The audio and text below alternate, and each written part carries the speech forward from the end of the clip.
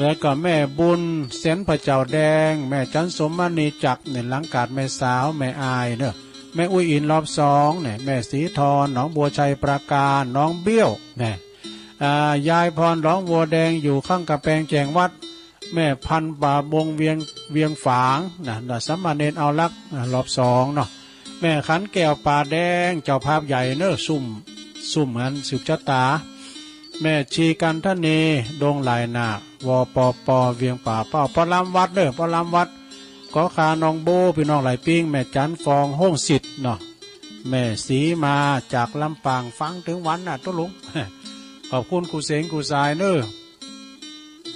ตุลุงก็ว่าพิษว่าถูกอย่างได้ก็ขอสุมาอภัยกับพี่น้องศรัทธาญาติโยมทั้งหลายตักเตือนกันได้เนอตุลุงว่าอย่างได้มันพิษมันถูกอย่างได้ก็บอกกันได้ตุลุงถึงว่าเปิดจี้คุ้มทรัพย์เนาะตุลุงลืมไว้ผ้าไอ้ก็ว่ามาเด้อเนาะตุลุงมันเถ่าแล้ว รายการตุลุงในถือว่าเป็นรายการตึงหมูตึงมนเนาะ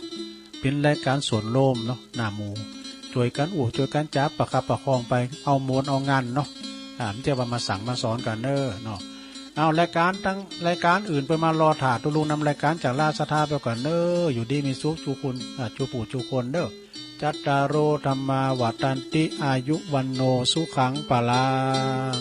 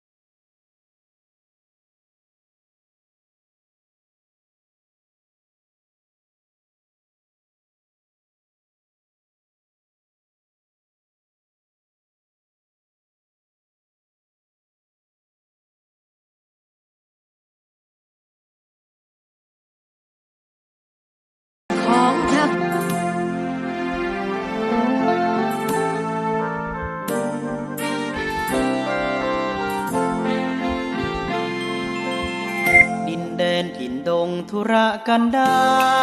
รมีนามเรียกขานของศิษย์พระตถาคตผู้ออกเผยแผ่ธรรมะแก่ทุรชนมิให้มองมนปลดทุกข์ด้วยทางธรรมธรรมจาริกธรรมจาริกธรรมจาริกถึงอยู่กลางป่าหรือว่ายอดดอยท่านไม่เคยถอยเฝ้าคอยชี้นำให้ใช้ธรรมะขององค์พระพุทธธรรมให้ใจสุขล้ำน้อมนำทำกรรมดีธรรมจาริกธรรมจาริกธรรมจาริกเร่งพัฒนาการอยู่การกินให้มีชีวิตสุขสันต์เปรมปรีพบแสงสว่างส่องทางสร้างความดีให้มีความสุขความทุกข์หายไปธรรมจาริกธรรมจาริกธรรมจาริก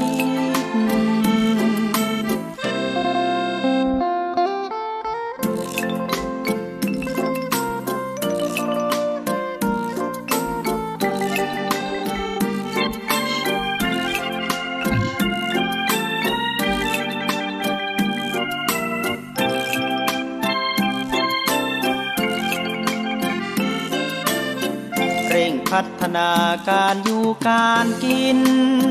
ให้มีชีวิตสุขสันต์เปรมปรีพบแสงสว่างส่องทางสร้างความดีให้มีความสุขความทุกข์หายไปธรรมจาริกธรรมจาริกธรรมจาริกธรรมจาริกธรรมจาริกธรรมจาริกธรรมจาริกถวายความเคารพพระมหาเถระครูบาสังฆเจ้าทั้งหลายจุตนจุองค์เจริญสุขเจริญธรรมมหามูลศรัทธาสาธุชนท่านผู้ฟังธรรมะตังสถานีวิทยุวัดฝ่ายหินมหาวิทยาลัยเชียงใหม่ในคลื่น FM 104.50 เมกะเฮิรตซ์และในคลื่นสถานีอื่นๆทางทีวีวัดฝ่ายหินทีวีออนไลน์วัดฝ่ายหินทางเพจทางเฟซทางท่านอาจารย์พระครูสมุวิสุวัตรวรกิจโจในสถานีวิทยุธรรมะแล้วก็คลื่น104ธรรมะคลายเครียดก็ดีที่ได้ริงได้ส่งสัญญาณไปแล้วก็ได้ฟังกันวันนี้วันพุธที่9มีนาคมพุทธศักราช2565วันเดือน6เหนือออก7ค่ำวันนี้ก็ได้มาพบกับท่านทั้งหลายในเมื่อค่ำยามเย็นในวันนี้ก็จะมีธรร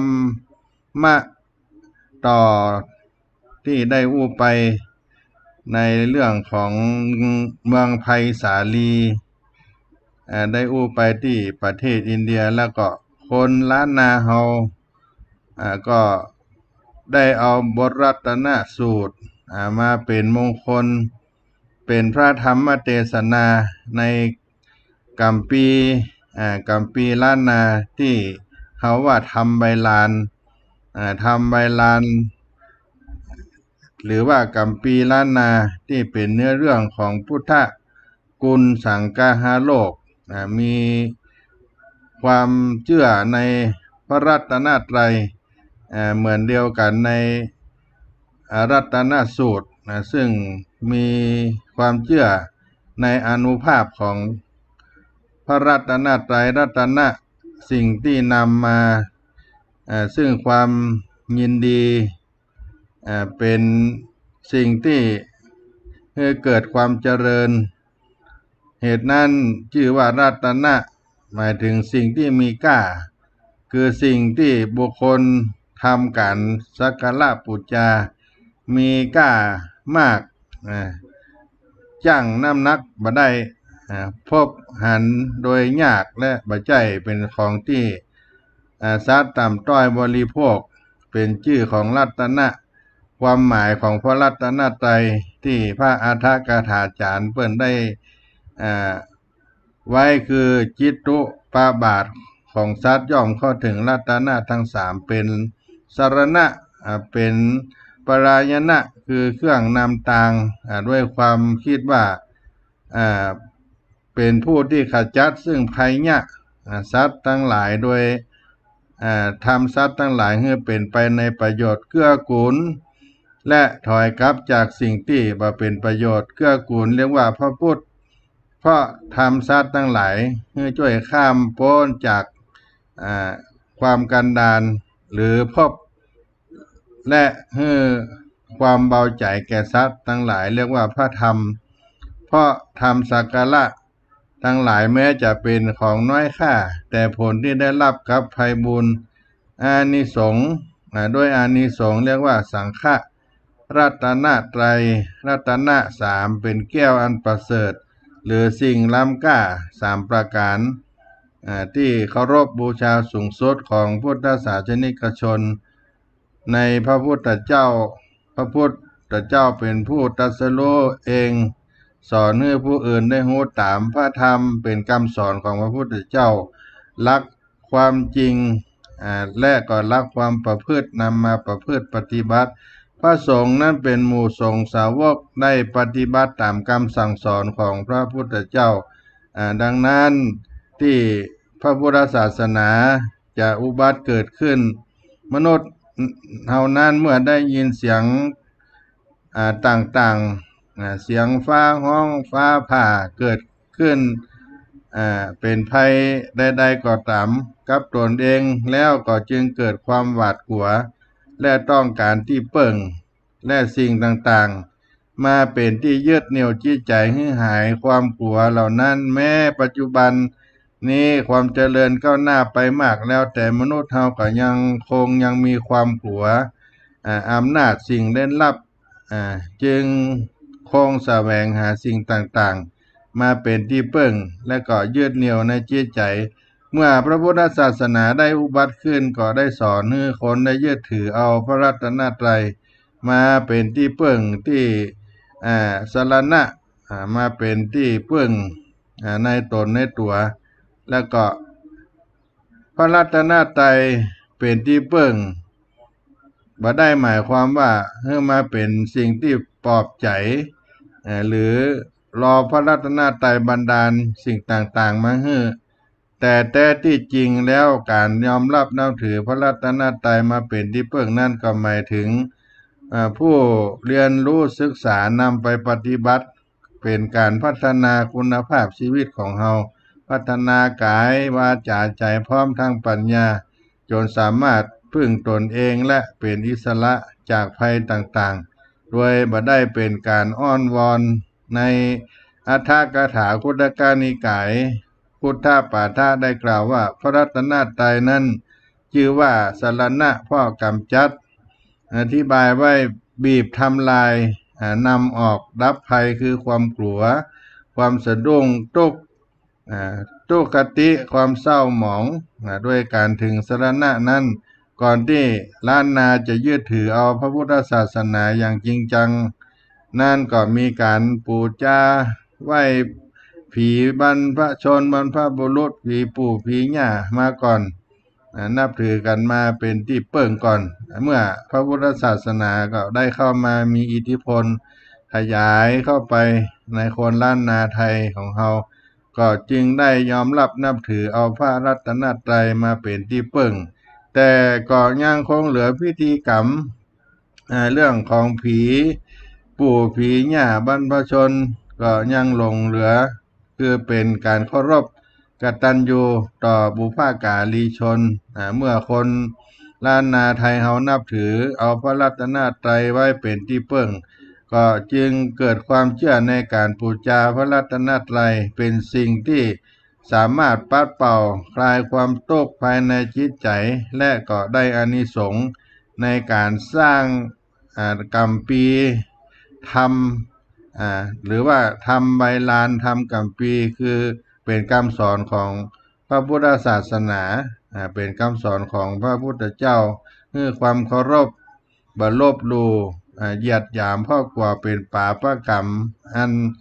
จะสะท้อนย้อนมาหาตัวเก่าบอกว่าจะเป็นชาตินี้ชาติหน้าดังนั้นจะหันว่าคนเมืองคนล้านนาเฮาจึงเคารพพระรัตนตรัยไว้เป็นที่พึ่งอย่างสูงสุดชีวิตของคนล้านนานั้นจะบ่ขาดวัดบ่ขาดวัดเพราะวัดเป็นแหล่งความรู้สัพพะวิชาต่างๆศึกษานำธรรมคำสอนของพระพุทธเจ้าคนล้านนาไทยเฮานั้นเป็นกลุ่มชนที่เกรงกลัวต่อบาปกรรมดังที่เฮาจะหันในพิธีกรรมความเชื่อต่างๆที่เกี่ยวกับพระพุทธศาสนาอย่างการตกแต่งเครื่องของไตรญาตานล้านนาจะประณีตมาตั้งแต่ต้นจนถึงปลายทำอย่างละเอียดละออมากที่สุดเมื่อจะถวายทานก็มีการขอขมาสู่มาควาทานเพื่อบ่ให้เป็นบาปเป็นกรรมให้บริสุทธิ์ก่อนจึงจะเอาของทานนั้นถวายแก่พระรัตนตรัยพระเจ้าพระสงฆ์เมื่อมีการเทศนาธรรมพระสงฆ์ก็จะเคารพพระธรรมโดยเอากัมปีวางไว้บนธรรมาสน์แล้วจึงนั่งคุกเข่ากราบไหว้ธรรมาสน์ก่อนขึ้นเทศน์เหล่านี้เป็นต้นเป็นการเคารพพระธรรมคำสอนหนึ่งในรัตนะเมื่อพระสงฆ์เดินบิณฑบาตคนเฮา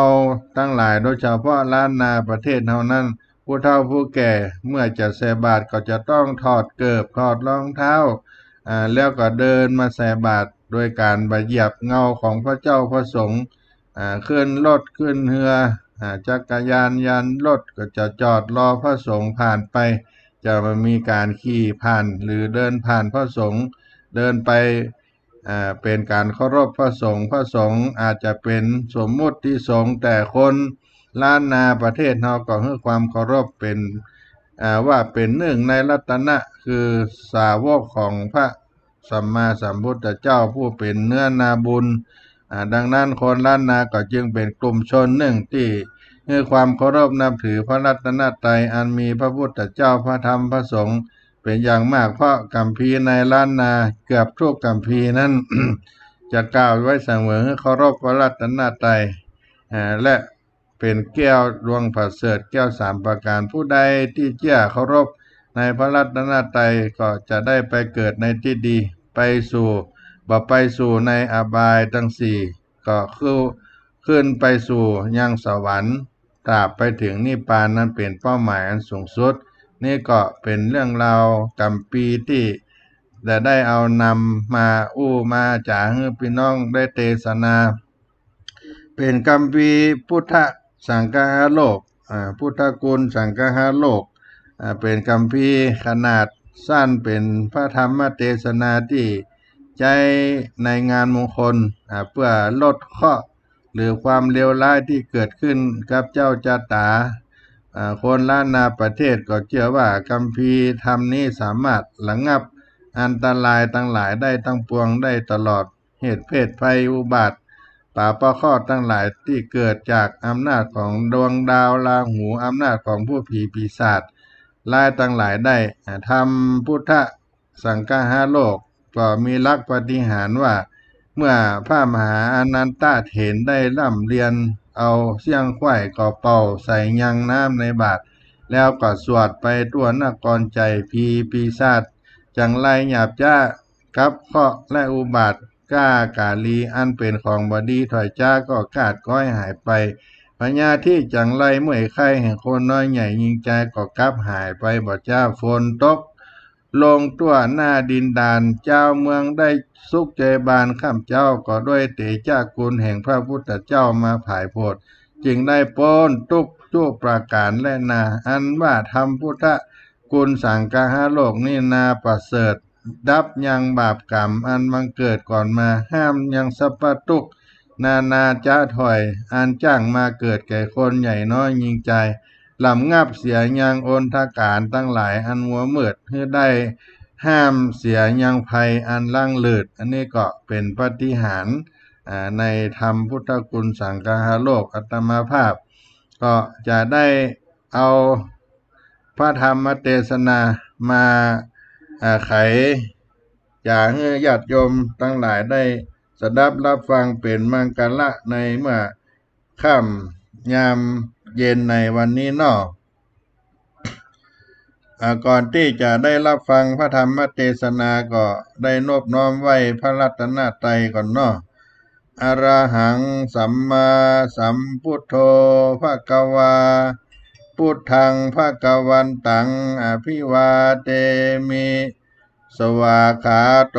ภควตาธัมโมธัมมังนะมัสสามิสุปฏิปันโนภควโตสาวกสังโฆสังฆังนะมามิต่อไปจะเอาธรรมมาสาธยายให้ญาติโยมได้ฟังในคาถาธรรมมันเป็นมังคละได้ฟังกับหอกับเฮือนก็เป็นมงคลขจัดปัดเป่าสิ่งเลวร้ายทั้งหลายที่มันมีส่วนที่มาในไพศาลีในธรรมนี้ได้กล่าวไว้นะโมตัสสะภะคะวะโตอะระหะโตสัมมาสัมพุทธัสสะนะโมตัสสะภะคะวะโตอะระหะโตสัมมาสัมพุทธัสสะนะโมตัสสะภะคะวะโตอะระหะโตสัมมาสัมพุทธัสสะสัทธาวะโหนายโกโลกาหิโตพุทโธภควาติสัทธาอันว่าสัพพัญญูพระพุทธเจ้าปางเมื่อทรมานยังอยู่ในแก้วกูเวลุวันพระยินสงสารสัตว์โลกอันถลงทุกโศกนาจิงมีมหากรุณาผายแผ่จักฮือปนแว่ตังผันเล็งหันการอันลำบากยามเมื่อโลกาพญาตลายหากเกิดในเมืองไผ่สาลีฟงพีปีศาจมากกว่าขี้ขนาบฆ่าคนและสัตว์ตายมากมนมีตนพระมีความผานีบ่แล้วจริงเสด็จกาดแก้วลีลาจากเวลุวนารามอาวาสพร้อมด้วยภิกขุขีนาจาตมากมนมีเข้าสู่เมืองไผ่สาลีดาวเขตอันเป็นอุบัติเหตุให้ฝนตกลงมาบ่ขาดน้ำฝนหยาดนองไหลปัดเอาซากเน่าผีตายไหลลงสู่ยังแม่น้ำหมู่กงกายามนั้นพระสาถาเป็นเจ้ามีเมตตาเล่าภายโพดยังพุทธกุลสังฆาโลกแก่อนันตเถรว่าดูราอนันตตนมีเปลี่ยนมาอุปถากต้านจุ่งเอาบาทและน้ำมนต์แล้วเรียนเอายังพุทธมนต์เสกเป่าลงในบาทแล้วสวดเอามนต์ใจพับผงไข่ดาวขอบตกสลอกเวียงใจตกสลอกเวียงใจผุงพญาธิหาไล่ก็โคตรค้ายหนีไก่ด้วยมนต์ใจพุทธสังฆาโลกด้วยบทคาถาว่าอัญญังวุจจตานันตะภิกขุอรัญญกตานังจะอิติปฏิสันจิคติพุทโธสติมาโตปาปะกัมมังวินาสันตุธัมโมสติมาโตปาปะกัมมังวินาสันตุสังโฆสติมาโตปาปะกัมมังวินาสันตุบทนี้ฮือลำงับดับเสียยังบาปและกรรมอันตนได้กระทำมานั้นแหละพุทโธสติมาโตสัพพะทุกขาวินาสันตุธัมโมสติมาโตสัพพะทุกขาวินาสันตุสังโฆสติมาโต สัพพะทุกขาวินาสันโตบทนี้ฮือดับเสียยังสัพพะทุกข์สัพพะโจรเววนทั้งมวลแลพุทโธสติมาโตสัพพะปัญญาวินาสันตุธัมโมสติมาโตสัพพะปัญญาวินาสันตุสังโฆสติมาโตสัพพะปัญญาวินาสันตุบทนี้ฮือหลำงับดับยังภัยยะอันมาบังเกิดแก่ตนตัวห่อเฮือนบ้านจองที่อยู่ที่กินตั้งมวลพุทโธสติมาโตสัพพะโลกาวินาสันตุธัมโมสติมาโตสัพพะโลกาวินาสันตุสังโฆสติมาโตสัพพะโลกาวินาสันตุบทนี้ฮือหลำงับดับเสียยังโลกาภัยอันมาบังเกิดเจ็บไข้ได้ผาญาติตั้งมวลพุทโธสติมาโตธัมโมสติมาโตสังโฆสติมาโตสัพพะอุปัตตวาวินาสันโตบทนี้ฮือหลำงับดับเสียยังอุบาทกังวลอันจักมาบังเกิดแก่ตนและบ้านจองห่อเฮือนตังมนนั่นแหละพุทโธสติมาโตธัมโมสติมาโตสังโฆสติมาโตสัพพะอันทากาวินาสันโตบทนี้ฮือหลำงับดับเสียยังอันทากานั้นมัวมืดกว่าเก่าเศร้าโศกร้อนไล่ตังมวลนั่นแหละพุทโธสติมาโตธัมโมสติมาโตสังโฆสติมาโตสัพพะอันตรายาวินาสันโตบทนี้คือหลำงับดับเสียยังอันตรายตังมวลอันจักมาบังเกิดให้วินาศชิบหายแก่โลกตังมวลพุทโธสติมาโตธัมโมสติมาโตสังโฆสติมาโตสัพพะลาหูโจลาวินาสันโตบทนี้คือลำงับเสียยังลาหูและเลิกวิเศษ27ตัวอันมากระทำเฮือเป็นโจรปาเฮือวินาศสิบหายเสี่ยงชีวิตอินทรีย์ตังมวลพุทโธสติมาโตสัพพะเกตุธัมโมสติมาโตสัพพะเกตุโจลาสังโฆสติมาโตสัพพะเกตุโจลาวินาสันโตบทนี้คือลำงับดับหายเสียยังเกตและมักเฮือโตสะภัยได้พิษด้วยผู้หญิงผู้ชายด้วยป่าประเคาะใหญ่ตังมวลนั่นแหละพุทโธสติมาโตธัมโมสติมาโตสังโฆสติมาโตสัพพะนัคคตะโจลาวินาสันโตบทนี้คือลำงับดับเสียยังนัคคตะเลิกอันเป็นโจรกระทำพิษผวนด้วยติดจันทร์อังการพุทธพัสสุกเสาแต่นัคคตะเลิกลาหูคือได้ถูกโตดราชาตันดกรรมถูกเล็กหนาโซ่ใหญ่นั่นแหละพุทโธสติมาโตธัมโมสติมาโตสังโฆสติมาโตสัพพะปีศาจโจลาวินาสันโตบทนี้คือหลำงับดับเสียงยังผีปีศาจไล่ตังมวลพุทโธสติมาโตสัพพะยะคาโจลาธัมโมสติมาโตสัพพะยะคาโจลาสังโฆสติมาโตสัพพะยะคาโจลาวินาสันโตบทนี้คือหลำงับดับเสียงยังพายะมีมหายักษ์และเสนายักษ์ทั้งหลายตั้งมวลพญามหายักษ์และเสนายักษ์หลายตั้งมวลนั่นแหละพุทโธสติมาโตธัมโมสติมาโตสังโฆสติมาโตสัพพะพญาคาวินาสันโตบทนี้คือลำงับดับเสียงยังเสือตัวร้ายนั่นแหละพุทโธสติมาโตธัมโมสติมาโตสังโฆสติมาโตสัพพะกันหาวินาสันโตบทนี้คือลำงับดับเสียยังภัยยะแต่มีตัวร้ายนั่นแหละพุทโธสติมาโตธัมโมสติมาโตสังโฆสติมาโตสัพพะสุนักขีนีญาญะวินาสันโตบทนี้คือลำงับดับเสียยังภัยยะแต่หมาจิ้งจอกตัวร้ายและคนมาสอนสอกกรรมพุทธละวาจาถอยร้ายนั่นแหละพุทโธสติมาโตสัพพะโจลาวินาสันโตธัมโมสติมาโตสังโฆสติมาโตสัพพะโจลาวินาสันโตบทนี้คือลำงับเสียยังโจรภัยอันมากระทำครอบงำข่มเหงเอายังครอบครัวนั่นแหละพุทโธสติมาโตธัมโมสติมาโตสังโฆสติมาโตสัพพะโจลามาราวินาสันโตบทนี้คือลำงับเสียยังโจรและมารร้ายอันแต่งแปลงหัวใจให้ฟุ้งซ่านแผ่ผวนกระทำอันเป็นบาปอันนั้นแหละพุทโธสติมาโตธัมโมสติมาโตสังโฆสติมาโตสัพพะโจระราจาวินาสันโตบทนี้คือลำงับเสียยังราชดันดกรรม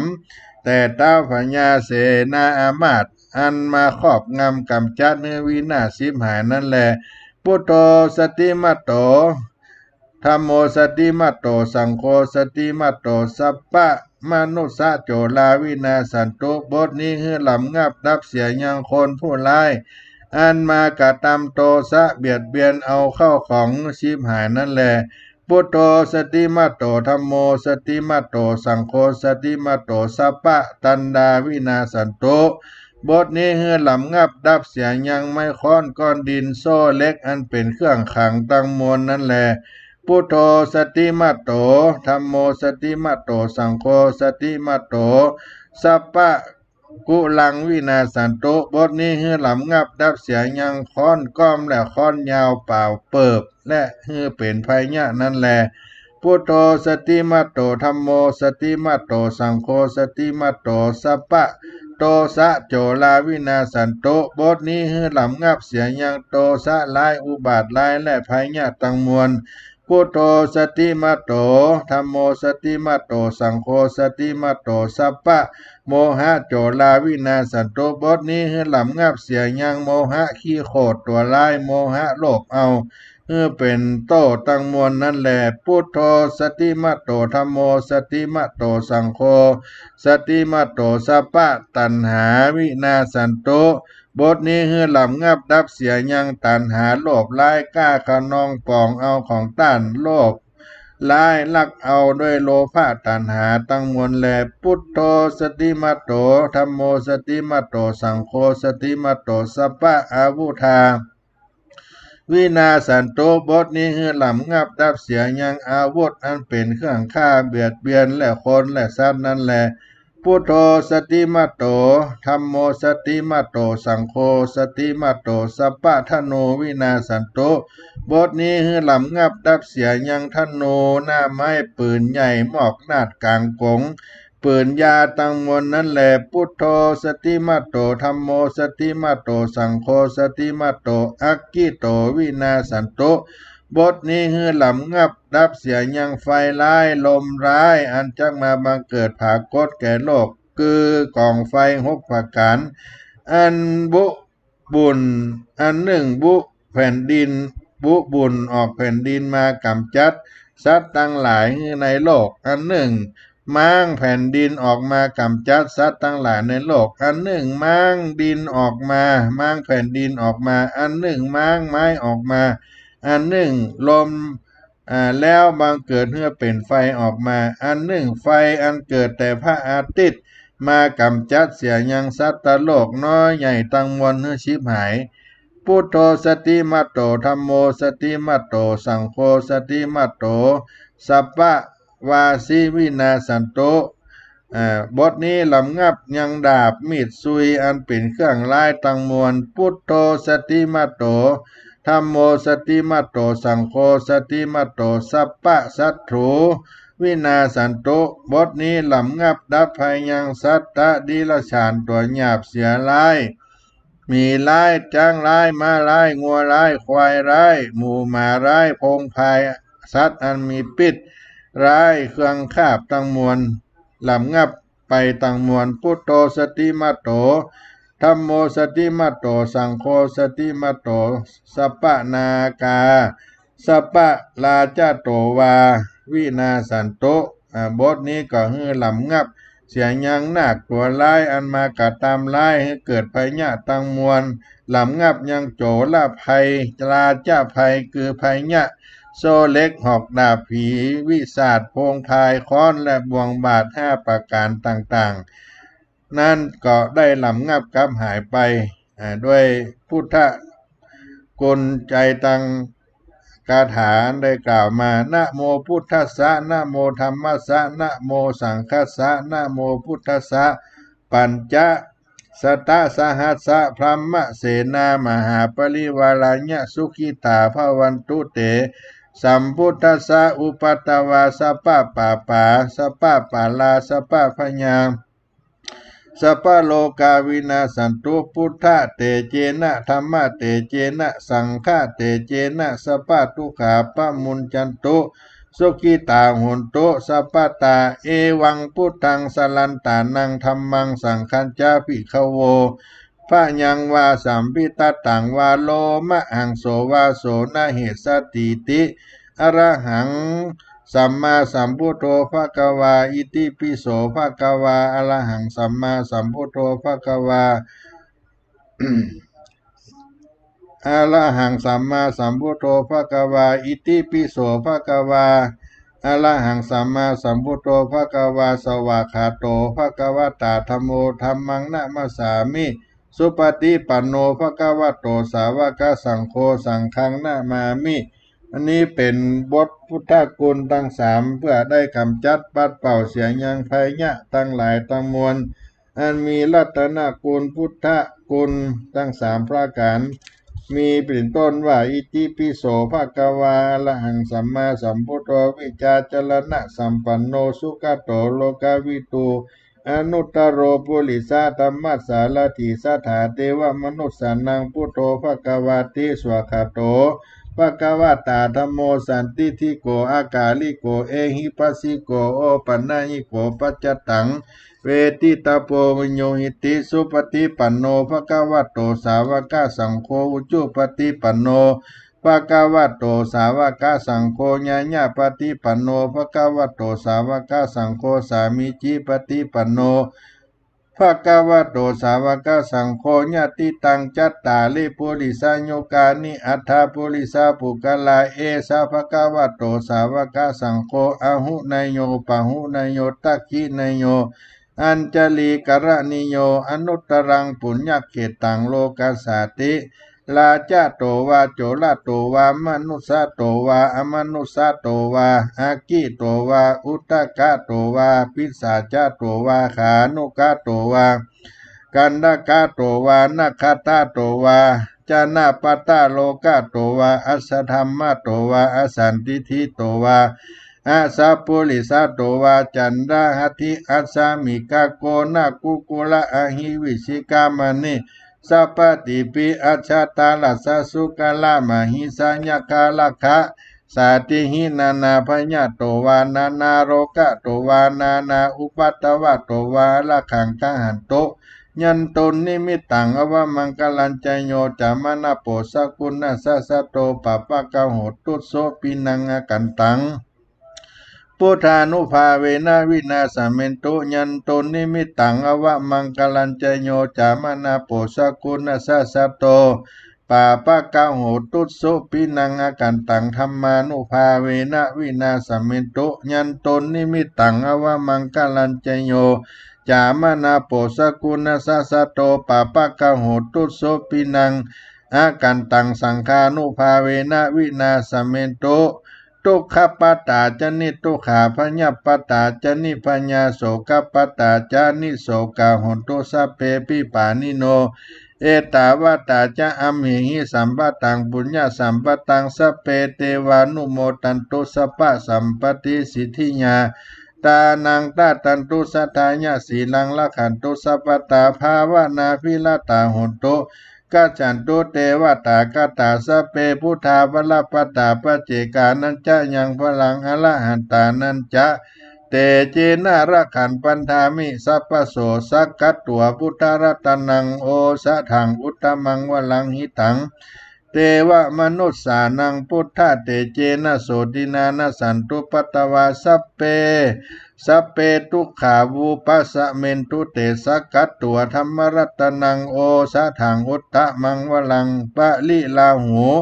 ปัสสะมนังธรรมะเตเจนะโสตินานะสันตุปตวาสัพเพพญาวูปัสสะเมนตุเตสักกัตตัวสังฆรัตนังโอสะถังอุตตมังวลังอาหุนายยังปาหุนายยังสังฆเตเจนะโสตินานะสันตุปัตตวาสัพเพโลกาวุปัสสมินตุเต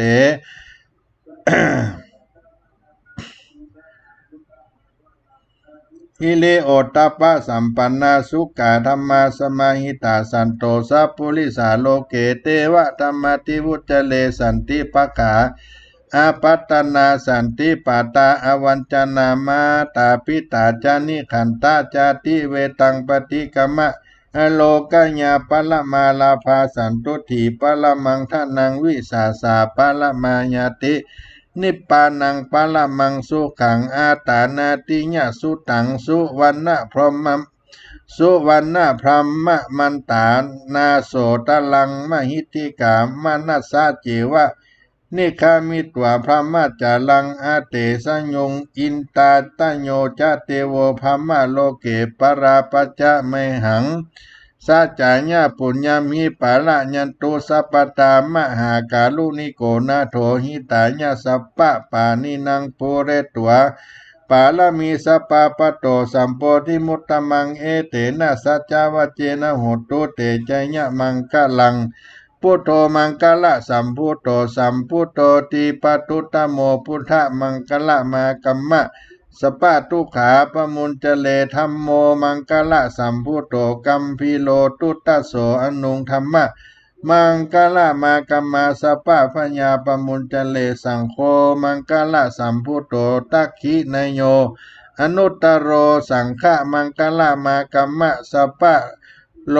กาปะมุญจเลนัตถิเมสารนังอัญญังพุทโธเมสารนังวลังเอเตนะสัจจาวเจนะโหตุเตจยะมังกลังนัตถิเมสารนังอัญญังธัมโมเมสารนังวลังเอเตนะสัจจาวเจนะโหตุเตจยะมังกลังนัตถิเมสารนังอัญญังสังโฆเมสารนังวรังเอเตนะสัจจาวเจนะโหตุเตใจยะมังกลังในเมื่อมหาอนันตะเถรเจ้าเรียนเอาได้แล้วก็ได้เป่าในเมื่อมหาอนันตะเถรเจ้าเรียนเอาได้แล้วเล่าจำดีจริงตักเอาน้ำใส่ดีมาใส่ยังบาตรแล้วก็สวดเอาบาทคาถาตามอันได้เรียนมาจุเยี่ยงอันเป็นเครื่องพุทธมนต์ปัดเป่าลงในบาทแล้วก็สาดไปตัวนกรใจผีปีศาจตั้งหลายอยู่บ่ได้อสุรกายตัวร้ายรีบหนีไปยามนั้นคนและสัตว์ตั้งหลายตัวหน้าก็พ้นจากพญาธิฆาลาวีก็เพื่อพระมาผานีผายโพดโป้นโตดอุบาทนานาก็มีวันนั้นแลอันว่าพุทธกุลพุทธสังฆาโลกอันนี้นาวิเศษปกป้องเหตุอุบาทกังวลอันมากระทำแก่คนและสัตว์ให้ลำบากเป็นพญาธินาหรือว่าต้องสัทธาอาวุธหอกดาบและของอันมีคมมาปักแต่งหรือว่าเป็นความต้านมาแปลงใส่มีเคราะห์ร้ายอยู่ถูกทันตกรรมถูกจองจำในคอกหรือว่าถูกเปิ้นจู้หลอกลวงเอาหรือว่าเมาวินปั่นบ้าเคราะห์ร้ายกว่าเข้ามาจนหรือว่าอับจนสัมปติหลายสิ่งหิหาอันใดมาก็ยิ่งล่มจมไปหรือว่าตัวตนมีผู้อาฆาตอยู่วิวาทฟันแตงหรือว่าเป็นสัตว์ป่ามาแถลงเข้าสู่บ้านเป็นต้นว่ากวางฟันหันเหตุการณ์อันพิษแผกมีแห้งกามาบินจับหลังคาหรือว่าเกหาเรือนถูกไฟไหม้หรือว่าสัตว์น้อยใหญ่ผีล่าลงกินปีจะบุกดินเข้ากล้าพญาธิมาฆ่ากวนกีแมงบ้งผู้มีมวลหมู่บินลงมาสู่ต้นข้าวคบกินหรือว่าผีกะสิงเข้าสู่ในที่อยู่ฝูงคนจุ่งเอากันตั้งศรัทธาตนให้มั่นด้วยใจสอดด้านในธรรมตกแต่งเครื่องปูจาอันมีจ่อ15ตุง15ผาตีด15ดอกไม้ผาตีด15ดวงดอกไม้15เทียน15เล่มบอกทราย15บอกข้าวเปลือก15บอกข้าวสาร15บอกข้าวเปลือกหมื่นข้าวสารปันผ้าขาววา1หน่อกล้วยหน่ออ้อยสาดหมอนน้ำต้นเมื่อตกแต่งนาพร้อมแล้วจุ้งอาราธนาเจ้าภิกขุตนมีสินใสสะอาดมานั่งสวดเทศนาพุทธสังฆาโลกอันพระพุทธเจ้าเทศนาโพธิและสัตว์ทั้งหลายตั้งจิตใจฟังเฮือที่เตียงจักโกนตีต่างผ่านอยู่สุขสำราญบ่ขาดจุ่งเอากันอย่าพามาดในธรรมก็มีโดยในญะประการดังกล่าวมานี้แลพุทธ สังฆะโลกังนิทธิตังขีญาอันเตสนายังพุทธคุณสังฆะโลกก็บังคมสมเลศเสร็จแล้วก็ เป็นธรรมคาถาเอามาเทศนาปั่นฝากพี่น้องศรัทธาทั้งหลายได้ส่วนที่ใหญ่เป็นร้อยแก้วมาได้ใส่ระบำทำนองว่าได้แยกคาถาให้ฟังว่าพุทธคุณสังฆะโลกนี่พุทธสังฆะโลกนี่มีเนื้อหาที่มาเปรียบเทียบกันกับภากตในพระไตรปิฎกแล้วก็พบว่ามีเนื้อหาที่คล้ายคลึงกันอยู่ในที่กล่าวในกัมปีพุทธสังฆะโลกนี้ที่พระสัมมาสัมพุทธเจ้าที่พระองค์ทรงประทับอยู่ที่พระเวฬุวันณวนารามพระพุทธองค์ทรงมีความกรุณาเมตตาสัตว์โลกทั้งมวลที่เกิดโลกะภัยต่างๆเกิดอุบัติในเมืองฝูงพูดผีปีศาจออกมาเบียดเบียนคนตั้งหลายให้ล้มหายตายไปในเมืองไผ่สาลีฝนบ่ตกต้องตามฤดูกาลบ้านเมืองแห้งขอดบ้านแห้งแล้งด้วยความสงสารหมู่สัตว์โลกก็จริงได้เสด็จไปโปรดเอาเฮือสัตว์โลกทั้งหลายได้พ้นจากทุกข์นานาด้วยพระเมตตาปราณีสงสารเมื่อพุทธองค์เสด็จไปถึงแล้วก็ตรัสให้พระอานนท์ได้เฮียนเอาอย่างพุทธคุณเสกเป่าลงในบาตรน้ำมนต์นั้นได้สวดไปทั่วต้องพระนครภัยทั้งหลายก็ลำงับกำหายไปด้วยพุทธคุณของพระพุทธเจ้าอันนี้ก็เป็นที่มาในธรรมและก็เมื่อมหาอนันตเถรเจ้าได้เฮียนเอาแล้วก็เสกเป่าลงไปในน้ำยังน้ำในบาทนั้นก็สวาดไปทั่วนครพระนครไผ่สาลีพูดผีปีศาจทั้งหลายอันถอยจ้าก็อนตรายหายไปพญาที่เจ็บไข้ของเจ้าเมืองฝนก็พญาที่ไข้ทั้งหลายของเจ้าเมืองก็หายไปฝนก็ตกต้องตามฤดูกาลด้วยเตชะคุณของพระพุทธเจ้ามาโปรดยังสัตว์โลกทั้งปวงในกัมพีพระไตรปิฎกก็ได้กล่าวที่มีส่วนคล้ายกันอยู่คือรัตนสูตรว่าด้วยรัตนะที่อันผ่านนิดพระผู้มีพระภาครัตนสูตรพูดผีทั้งหลายที่สถิตอยู่ในบนภาคพื้นพุงสถิตอยู่ในอากาศมาประชุมกันนี่ก็ขอให้พูดผีทั้งหลายจงเป็นผู้มีใจดีและจุ่งฟังภาษิตโดยเคารพเพราะฉะนั้นพูดทั้งหลายท่านจงให้ความเมตตาต่อมนุษย์ด้วยเถิดมนุษย์เหล่าใดนำเครื่องเส้นสวงมาทั้งกลางวันกลางคืนเพราะเหตุนั้นขอท่านอย่าได้ประมาทจงรักษามนุษย์เหล่านั้นนี่ก็เป็นกรรมที่พระองค์ได้โปรดพูดผีปีศาจและก็กลับให้เกิดเป็นความสดสดีเป็นมงคลพระสากยมุนีผู้มีพระทัยที่อันเลิศเป็นผู้หมดสิ้นยังกิเลสราคะทั้งหลายได้โปรดผานีเป็นพระที่อยู่ในรัตนะอันปานนิจมีพระพุทธพระธรรมพระสงฆ์นี้ก็เป็นความสดสดีมงคลดังนั้นท่านทั้งหลายในพุทธคุณสังฆะโลกอันเป็นพระธรรมเทศนาที่ล้านนาเฮาได้นิยมกันเนื้อตานเมื่อบ้านเมืองเกิดโกลาต่างๆที่ได้กล่าวในธรรมแม้แต่ว่า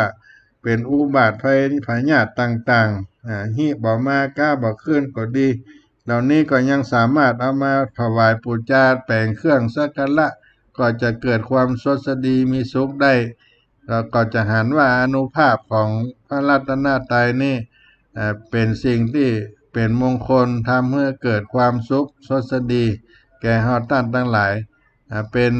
พระธรรมเทศนาที่มาใน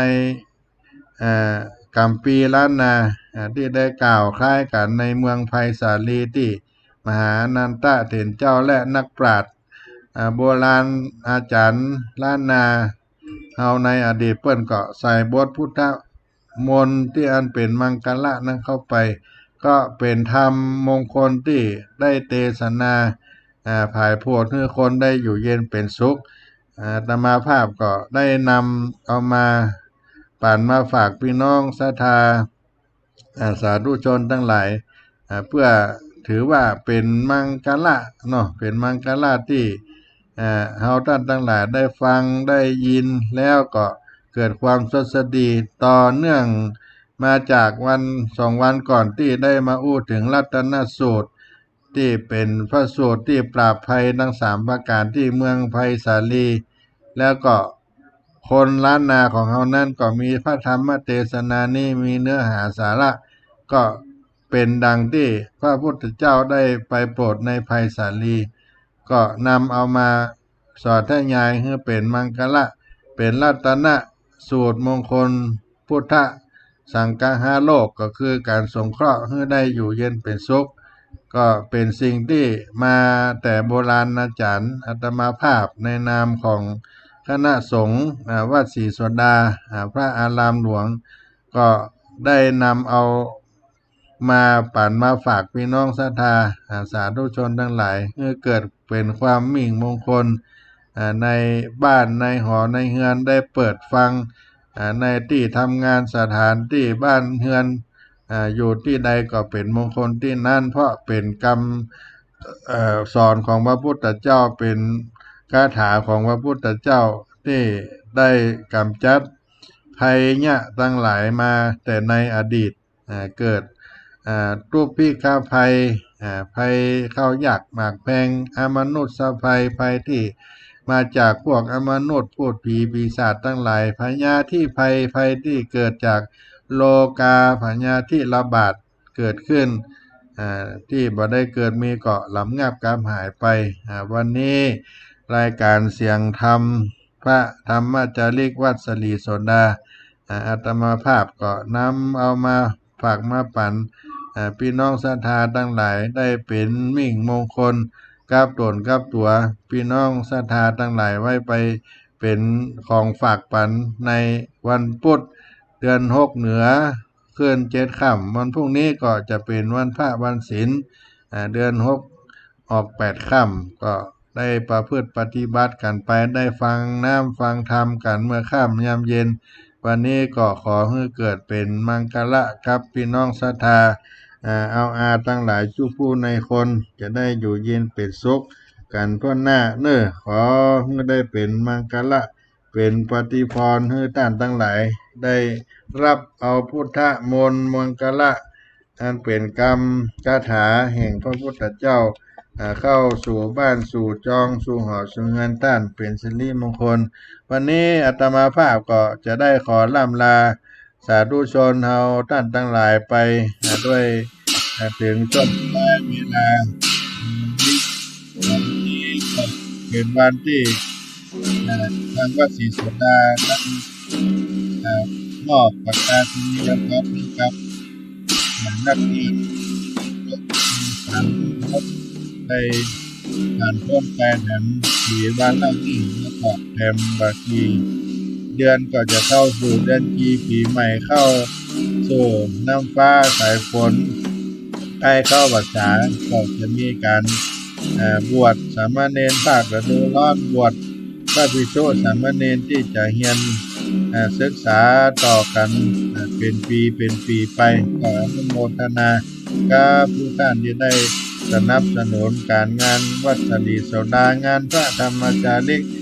ได้การปรุงรุ่งเรืองสืบไปวันนี้ด้วยอานุภาพของพุทธมนต์เป็นพุทธวาลาอานุภาพไทยพุทธวาลาอานุภาพไทยขออายุจงได้100 วาษาตามด้วยธรรมะวรนั้นหนาใจยะลาภาภากฏแก่เจ้าสังฆวลารักษาไฟเฝ้าขจัดบรรเทาภัยยะอำนาจกรงาม3รัตนะที่ประเสริฐแจ้งใสดีขอจุงได้พร้อมตัวทิศดีสมดังปอนดีเหมือนกันทั่วหน้าเหมือนกันผู้ทุกคนอภิวาทนาสีลิสานิจังมุตาปัจจายโน จัตตาโลธรรมาวัฏันติอายุวันโนสุขังปะลัง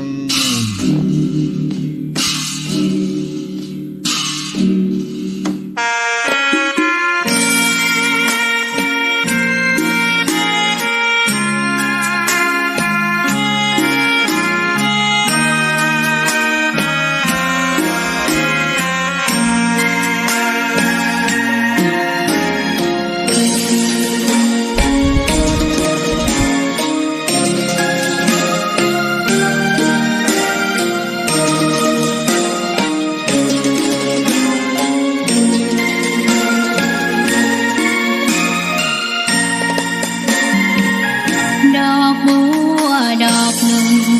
ตึงใจไว้เพื่อบูชาแด่องค์พระศาสดาสัมมาสัมพุทธเจ้ามีความงามเงียบไม่เปรียบเทียบเขาเทียบเราใครมอง